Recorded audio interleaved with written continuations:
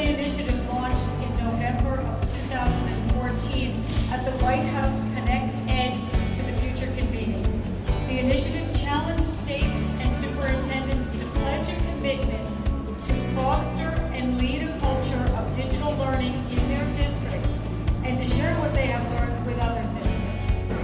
So Future Ready New Jersey certification, silver with distinction level, is the highest level that a district can attain. And basically what it means is our district has shown leadership in the Future Ready community through mentoring other districts around the state of New Jersey, forming learning partnerships with them, and kind of guiding them through the process while also learning from them. So it's definitely a two-way street. We're not just the leaders, we're also the learners as well.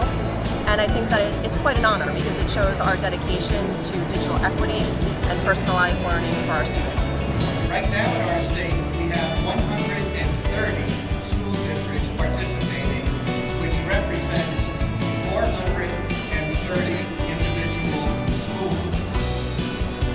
And 4 school districts, where every school is receiving silver distinction certification, and it recognizes their students for achievement of Future Ready standards. That's amazing to have 4 school districts with that type of recognition.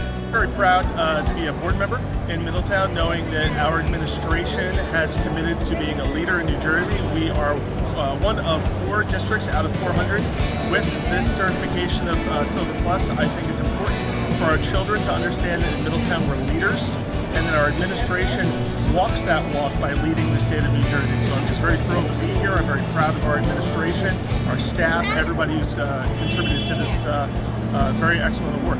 Really proud of our students, our staff, our administration. The integration of technology at this level doesn't happen without a comprehensive process. Our students are showing the great work, our teachers are providing the best practice, and our administrative team is leading. Very grateful to our Board of Education. This would not be possible if they didn't provide the resources to us to make this happen.